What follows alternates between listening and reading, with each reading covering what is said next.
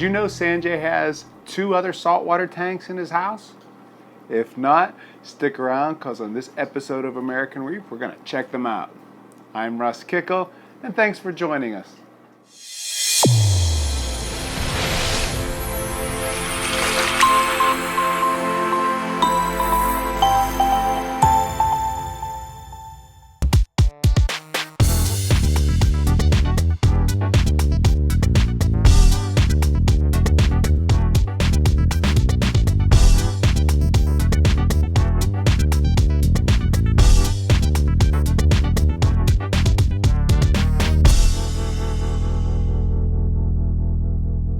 So this video is definitely pulled out from the vault.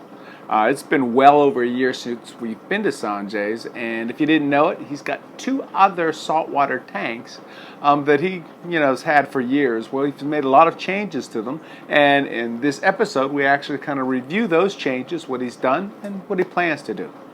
As far as the videos go that at least I'm finding very entertaining and valuable, ultimately Bulk Reef Supply again. If you go to their YouTube channel, go to the video section and look for just basically the images that are saying live, right? And this big red kind of bold, you'll see them out there. Anyway, most of those videos in there are really cool because they're kind of documenting Ryan's build and the decisions that he's making along the way.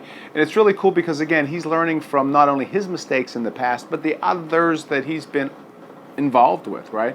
And again, let's face it, they're the biggest, baddest kind of company in the reef keeping industry, so everybody basically tells their war stories to them, so they got a good feel for what's going on and what to correct. Anyway, great series.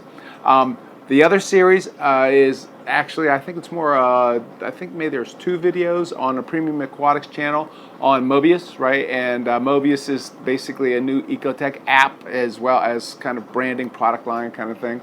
And anyway, Luke did a real nice job at kind of looking at the app, right, and showing kind of the benefits and why you may or may not want to actually use it. Again, I thought it was very useful for somebody who doesn't kind of like to tinker with downloading apps, etc. Again, I thought it was really nice. Gave you a great idea of kind of what that thing is all about. So again, check them out if you've got the time. And then obviously we know Top Shelf Aquatics is the place you want to go to get your frags, man. They've got, again, some of the coolest frags on the planet. We know that, right? We know Reef to Reef is the best place to basically find the sales when they're happening, etc. So check them out. That's the Reef to Reef forum for Top Shelf Aquatics, or just go to topshelfaquatics.com. And then lastly, again, for Americanreef's HPD, which I think is one of the best fish foods on the planet, what you want to do is go to AmericanreefHPD.com. For those customers who have purchased it recently, I've been delivering, or I should say I am shipping, right, the orders out weekly now instead of every day. Basically, I've gone to 1 a week with this COVID kind of stuff. So if you have any question on where your order is, feel free to give me a shout at AmericanReef@me.com is the email address where I can be reached. So other than that, let's hear what SanJay has to say about those 2 cool saltwater tanks in his basement.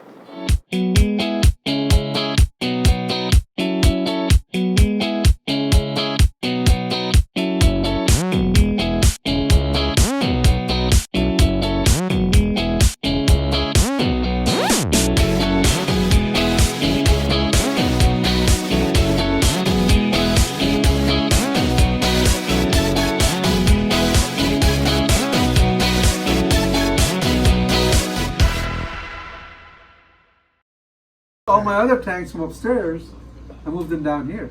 Let's talk about those. Okay, So you saw that Monty tank before. yeah, we saw that about a year ago. Yeah. Right. You had just bleached everything. Yeah, but thanks to some of my friends who gave me duty points. No, those were only Montipore duty points. You need to put them in a Montipore tank. I don't know what you were thinking. Yeah, I'm still battling those. By the way. We reset it, bleached all the rocks out, reset it. You can see what it looks like now. And while selecting the fish in there, I kind of wanted to put fish in there, which I knew would spawn. And give me a better chance of grabbing the eggs in a smaller tank than this one here. Yes. So my joculators died in here. I got a new pair, and instead of putting them in here, I put them in that tank. Got it. And the Karamabis, I originally was going to put them in the 29-gallon tank, but I just felt like, you know, it was nicer here. So my gym tank. Yeah. Some of my more expensive fish are actually in that tank. Yes. Yes. Right. So that thing's doing good now. And now, how The long? monties are finally growing in there now. That's a Red Sea tank. So let's It's see. all Yeah. in one package. Right. And I set it up with a dosing system. Okay. So that one doesn't have a reactor. That one has a Okay. doser. And I just basically dose the what's that German boiling method basically. Yes. Okay. Yes. 2-part or 3-part? I got the Tropic Marine 3-part. Okay. Yeah. Okay. Just use Yep. that. And as far as water changes, things like that, what are you doing? with it? Yeah, you know, similar to this one. Okay. Occasionally. Okay. When you get the urge. What do you Okay. do? Like Yeah. 10% a month on each one? Something like that? Used to be, not anymore. So it's like maybe 10% every 2 months. Okay. Yeah. And when did you start adding corals back in? Was it like shortly after? Yeah, once the Okay. rocks and all were bleached and put back in. And Okay. And did you have any of the whole bloom going through the whole? Oh, yeah, of so course. you Yeah, did- cyano, Bunch yeah. of dinoflagellate thing with it. Oh, that's nice. Right. And that's where, you know, we put the UV use sterilizer. and knock them out. Oh, there you go. And I Yeah. remember that conversation. Yep. Okay. Yep. Because fortunately they were the free swimming dinos versus the tank attached dinos, which I battled, which I eventually got rid of with Fauna Marine's Dino X and keeping the tank dark for 3 days. I was gonna say, didn't it take a while too? 3 days. Okay. Yeah, after you could see them die, you'd only put the lights on for 3 hours a day. The second day you could see they were. Third day they were gone. So yeah, I went through the whole thing. Cycle Yeah, all yeah. over again. Yeah. Once you bleach the rock and put them in, Yeah, you're back you're to back to being, you know. Even though we've been recycling. doing this a long time, anytime we do a new tank, it's the same thing. It doesn't matter how long you've been doing it, how good you think you are. Nature does what nature does, and we still have to fight those battles. So if you're starting a new tank, don't feel bad because we all do it. Yeah. Right. You can't avoid it. Yeah. You can't avoid it. No. And so now you said those are your higher end kind of fish, Yeah. right? Yeah. And then you also have the 29. It's very which is hard to your- put new fish in here now. Just because the dominance of the other ones? Yeah, these guys have been here for so long. It's their home. They kill anything new. Okay. You know, they Yeah. harass it for a long time. you know. Sure. Sure. So I was like, okay, I'll put them in there. And then you have the If little I ever need to 29. move which them, I is- can always move them. Sure. And once they're hardened up, you know, they can take, Yeah, after they can they- take a beating for a little bit. Okay. And you also have But- the 29 soft coral tank Right. now. Now that one was upstairs. I was upstairs in the entryway, Yes. and I tore that one down after 24 Yeah, a long years. time. Had a Right. 24-year run with that tank, Right. and brought it down again because I got tired of carrying water. Well, I wasn't doing water changes on that one Right. for a long time. And it was at the point where only a few corals could live there. Sure. Right? And they were happy there. But Was it? I wanted different stuff. And I wanted to tear it down. And I was like, didn't want to carry water up all the time. So everything Sure. is down here now, and Mm-hmm. it's convenient. And That now one's been set up only, 3-4 months? that's what I was now. going to ask. Okay. A little more than that. Because the sand seemed mighty clean, so to speak. Yeah, it's still pretty clean. It's still Yeah. going through the cycling. Mm-hmm. It's not what I would call a fully cycled tank yet. No, and you also started somewhat different in that you started with all captive raised fish for the most part and the most part. captive aquacultured soft All the corals. corals are all either from my old tank before Mhm. or frags out of here. Mm-hmm. Yeah. And now what kind of lights are on that one? That one's got the, what's it called? Illumagic. Oh. Yeah. Never heard of them. Illumagic? Yeah. Okay. Never heard of Illumagic. them either. They are a lighting company out of Taiwan. Mm-hmm. Their products are coming to the U.S. now. Mhm. Unique Corals carries them. Mm-hmm. I visited them in Taiwan when I was there for a work conference, Ah. and I got to see their operation. Pretty impressive. Uh-huh. You know, the guy knows what he's doing. Mhm. Very open to ideas. So these aren't going to burn out in understanding. 6 months like some of No, the no, no. less They're expensive pretty well LEDs we've made. seen. Right. And they're coming, well, the guys from Australia, he's the one who started importing them into Australia first, and then he's the one who's shipping them to U.S. now. through Okay. Unique Corals. Okay. So that tank is basically my Australian equipment. Ah. So I even got their skimmer, the Delua Really? skimmer. The Okay. Delua skimmer. Yeah. The great white shark. So I put their skimmer on there and set that up to keep some high-end soft corals Sure. that I always liked. Sure. That Which don't thrive here. Which are? Give a couple. Some of the zoanthids Uh-huh. and some of the leathers that I like. Mm-hmm. You know, Even the button polyps, you moved out of here, or not yeah, buttons? yeah, what do you those call are moved them? out of here. Yeah. Okay. Yeah, everything pretty much in there is either moved out of here or was my old tank. Yeah, there hasn't been anything new yet added to that tank. Yeah. Yet. What's going to be the add-on? I'm gonna try to add some nice accordias in there. Uh-huh. Throw some rock anemones in there. Some very colorful things Mm-hmm. that I wouldn't usually put in these tanks. Sure. Yeah, Sure. disappear. They disappear. Yeah. So I moved my jawbreakers in there. Uh, Yeah, they were doing good here. I was going to say they look but, great. You know, in there, Oh, they're yeah. They'll pop too. They pop in there. Yeah. Ah, good deal. So yeah, so that's basically it that for that tank. It'll be mostly a soft coral tank. Got it. And I've seen some beautiful ones, and I was like, yeah, I gotta get back. I love the flow, movement, Yeah. color, you know. And now the common theme, you all have, every one of your tanks has substrate. Do you have a tank without substrate? No, No, it's one I where, like where we them. really differ. It's substrate versus I non-substrate. like having a substrate. Right.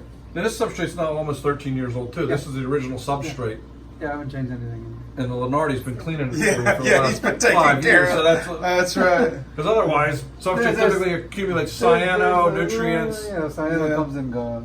Having a reef tank, you're always dealing with cyano. You're always dealing with something. Let's be honest. Yeah. Cyano doesn't bother me. Unless it's everywhere. You know, if it's growing in a few Yeah, places, when it's growing over the place. okay. Yeah, It'll go away. yeah. Eventually go away. And so back to the soft. Anything special about it? Meaning besides the Australian equipment, so to speak, right? Again, when you You set have it a up, doser on it. You added No, no. calcium. You added Kalkwasser. That's all manually done. Okay, manually Kalkwasser or No, manually? I dose it. Okay. You There doing go. testing, or you just adding what you think? Well, right now I just kind of add what I think. I just wanted to check. I know Right. soft corals are typically a lot more forgiving Right. than SPS, so you can stay a little bit of a range. You don't Right. need to be quite as stable. I mean, they're not. You know, you can just do nothing to the tank. But are you doing water changes to that tank, or you haven't yet? I haven't done one yet. Tony, get on the stick. I haven't done one yet on that one or the other one too. And are you using the 2-part, meaning calcium alkalinity, or are you going to 3-part again? No, that's got some Good. quality. Okay. Got it. Magnesium has not been moving on that one. Which- which Yeah, makes with the sense. one-temper tank, the magnesium typically gets consumed. Sure. The higher your magnesium, typically the better the Montippers do. Over 1400, they seem to grow faster than below. Well, you want to talk about that a little bit as far as the reason why you have to have a high magnesium and all that sort of stuff, or Okay, good That's enough. for We a don't topic know. for another. There you go. You don't know. Well, to that point, okay, you know that you get better growth with, was it 3x the calcium? No, that's a lot. No, not 3x. I thought magnesium No. had to be 3 times Oh, the... 3 times 3 times the calcium, Yeah, yeah. yeah. Yeah, typically you want your magnesium over 1400. You want your calcium around 400. Alkalinity somewhere between 7 and 12. There you go. Yeah. And you want them to be kind of balanced. You don't want to have your Right. alkalinity at 7 and your calcium at 600. No, you want to have them reasonably close to where the normal seawater is, or slightly elevated, and you typically get a little bit better growth when they're slightly elevated. Well, again, for the new hobbyist, explain why in a soft coral tank, it's not that important. They don't consume those Yeah. compounds to the same level that an SPS They're not coral. calcifying corals. So they're really not using a lot of alkalinity. Right, they're not stony. No, right? they're not stonies. Right. Their whole skeleton is Right. not a mass of calcium carbonate or magnesium or strontium or any of those compounds that grow into the structure. Right. It's a lot, so you don't have to quote unquote worry about it quite as much. I still test because every now and then you'll be surprised and go, what? But if you're doing semi-regular water changes on a soft coral tank, typically that's enough to keep the levels where you want them to be. If you're using a reasonably good salt. Would you agree? Yeah. And A now, little more forgiving in a lot of ways. Yeah. I was going to say, you know that purple sponge that you originally gave Mike that is like ballooning? Now That you don't even have in your Yeah, tank you don't have it in anymore. any of your tanks, I right? have it in my back. You just have it in Oh. the overflow. That's where it's at. Okay. Well, that's I think where I got your last piece from, and now it's like 3 circles. Like Oh, this. yeah. He has it. Oh, and it's everywhere. It's beautiful. It's beautiful Yeah. purple. As long as you don't throw erythromycin in it, that's fine. Oh, okay. You want to kill that sponge? So, Nuke your tank with erythromycin or anything that kills cyano will kill that sponge. okay. Because that sponge houses cyanobacteria in it. Oh, really? Yeah. That sponge always gets killed by Oh. Something that kills something cyano. that kills cyano. Okay, so that's good to Okay. know. That is good to know. See, we taught you one thing Exactly. today. The rest of this is all BS, but that was something worthwhile to know. Especially now. When that thing was growing like a weed in here, Yeah. that's how I killed most of Oh. it. I said, I'll just dose it. I was You keeping the tried to cyano. do that or not? Well, I was on Yeah. purpose. Oh, okay. The cyano was growing too, and I said, you know what? That'll help me get the Yeah, sponge because out. There it is. that filled this whole area. I have It pictures did. of how beautiful that sponge Okay, well, was. hold on. To that point, though, when you killed it, did you have to? Because when some sponges die, that die-off in turn becomes toxic and all that stuff. Do you have to worry about any of that? No, it's like cyano, mostly Okay, cyano. so it's cyano. Got You it. know, that whole blue coloration is a cyano kind of coloration. So yeah, just rip it out, whatever the shreds Yep. were left. Yeah. Boom. I've still got some in my overflow. So it's there. Good And I can deal. always give you some now. Yeah. I got Well, tons there's of it. bushel baskets everywhere. Yeah. That's why we share stuff. Yes. That's why we do. We bank everything between us. Thank you. And that's what we suggest to all of you. Yeah. Bank it, because if Indo and Fiji never open up, bank what you have with all your friends. Sure, that's right. You know, why don't you guys take a little bit of time and say what that means to you guys? Since you've seen basically where everything was open, right, and you can get things from everywhere, right, to the fact that now things are closed off, but yet to your earlier point, SanJay, how it's still a global world, meaning, It goes up everywhere. right, No, we've seen a lot of changes, as we were discussing earlier. One, the globalization is that all the corals basically everybody has. It used to be when we used to go to talks in California, we'd bring back stuff we never saw before, Right. Chicago or the East Coast. Everybody had something unique in those locales. With the advent of the internet and e-commerce and everything else, every coral is now available everywhere. They may be the same coral with a different name, but all corals are available here, and the same as in Europe. Everything that we have here, basically it's the same people that were mariculturing in Indonesia They're shipping and to Fiji. Europe. We're shipping to Europe, so they have the same access to the same Right. corals that we do. They don't have the name game going on, and for the most part, they don't do gel filters to augment the color and do Photoshop and all of that, because there, if you get caught doing that, you're basically ostracized by the reefing community. Here, it's sort of, oh yeah, I want to have that coral that glows in the dark. They don't do that in Europe for the most part, from what I saw. Also, they typically shipped, when they did frags, they were the old big frags that we used to ship to each other. They're now 1/4 inch or smaller. They still do the 1 inch, 1.5 inch frags because they believe the values and the survivability is dramatically increased when you're shipping larger frags. That's what I've seen in Europe. Now, in terms of what the shutdown has meant, one, we see aquaculture corals prices going up because supply still can't meet demand. There's more hobbyists now in the hobby than ever, so demand has increased dramatically. So everybody's aquaculture, Demand has increased dramatically selectively. yeah, selectively. Right? I mean, Everybody wants named corals. fancy corals. right. Yeah, green Bali slimers. What they don't realize is They're not that fancy coral only looks like that in the picture. Right. Once you put it in a tank and it grows out, All right. No. Yeah, when you're looking at it from here to here, Yeah. it looks like that picture. When you stand back from a tank, you can't see the 16 different colors that they show in those Right. pictures. Right. so yeah, all those corals have the colors or originally had them in those frags. Right. When they grow out, no, you don't see any of that color. Right. You But don't see any of it. long term, what our concern is that, one, by not bringing in anything new, some of the interest in the hobby may wane. Two, newness and excitement is what has brought a lot of people into the hobby forever. So that may also keep people out of the reef keeping end. But people may go back more into the fish saltwater area, particularly with all the cultured different clownfish and other fish that are available. People still like different colored clownfish, and as more and more of these fish spawn and we grow them out, that's maybe a whole nother avenue for the hobby. Yeah, I think that's definitely the ticket. Yeah. As more and more of these things got to get cultured and spawned. And if we ever get to the point where we can start creating eggs in our aquarium for the corals, we can create our own hybrids. Yeah, as Jamie Craig's has shown with some of the spectacular corals he has. Hey, we could all be creating Sure. new corals. Sure. Right? Yeah, like he's combining like acropore, millipore, and loripes spawn together into hybrids that we've never seen before. So while we always thought it was just flow and nutrition and light that changed the coloration, being able to do hybrids off of that is a whole nother avenue. So while we might not be able to get anything from the wild, we may be aquaculturing or breeding out a whole nother next generation of stuff, which is what the goal is. If we can take less and less from the ocean, because still the biggest loss from corals is in shipping, and the biggest cost is shipping. The corals don't cost as much as the shipping does now. Sure. So if we can do it all here, which we're hoping SanJay will be doing in his house, in his basement, because anyone that has a pair of Debilius angels, this is the man. I want him to start spawning those, because that's my goal, is to have a pair of Debilius angels at some point. Okay. So hold it. If you're out there with Debilius angels, If you're out there with a pair of Debilius, call this Nobody. guy. Right. He will get them to I can't spawn. afford them. Let's put it that way, okay? You have a Porsche sitting upstairs. You get rid of the Porsche, you get the Debilius Angels. I think that's a fair trade. I don't have a Porsche in my garage. The Porsche won't die. The Porsche won't die. The Debilius will. Now you set up another tank for the Debilius. That'll be your ultra serene tank. You just sit there and hum to it and pray every night. Please don't die. Please don't die. hold on. What's so special about a Debilius angel? They're rare. They're really, to me, they're like the holy Pretty grail of fish. Okay. You know.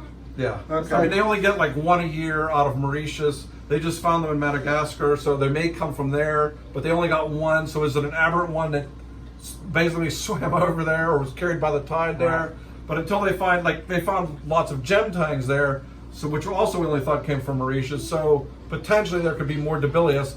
And the one from Madagascar came from 50 feet of water, or 50 meters of water versus 300 meters of water. They also come from very deep water. So, like I said, they see one a year. People like rare things. So people want rare things. Whether they're pretty or not doesn't seem to matter that See, much. that's why they like me and SanJay. We're rare and we're not that pretty. So hold on. That's where we're ending it right there. That's rare perfect. and not that pretty. That's us. Perfect. Thank you, gentlemen. Thank you for us.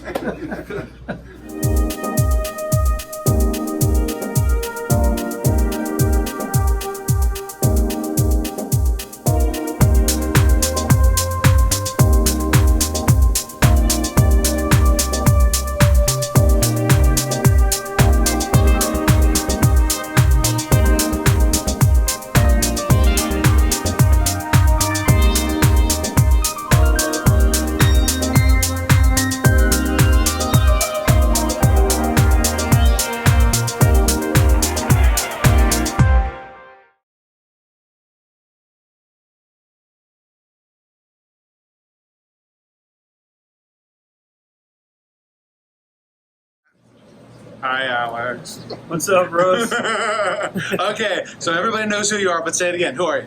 So I'm Alex Dillard, Okay. co-owner of Top Shelf Aquatics with Kevin and Steven. Yep. I've been doing this since 2012 when we opened, or 2011, I guess, when we started to build it out. Uh-huh. And been in the hobby about 12 years. Hold on, you know how you know you're getting old? When you've been in the hobby for 12 years, right? So, okay, so 12 years you've been in the hobby. Well, growing up, what kind of stuff did you keep in your So tanks? growing up, we actually, from probably like 3 or 4 years old, had Uh-huh. freshwater in the home. Okay, yeah. And then that kind of expanded from our living room freshwater tank to a smaller freshwater tank in my bedroom, Uh-huh. where I kept Oscars and different cichlids. Sure. And then from there, I started to branch out into saltwater. Right. I always wanted saltwater when I was younger, Right. but really there wasn't even a store within an hour of our house.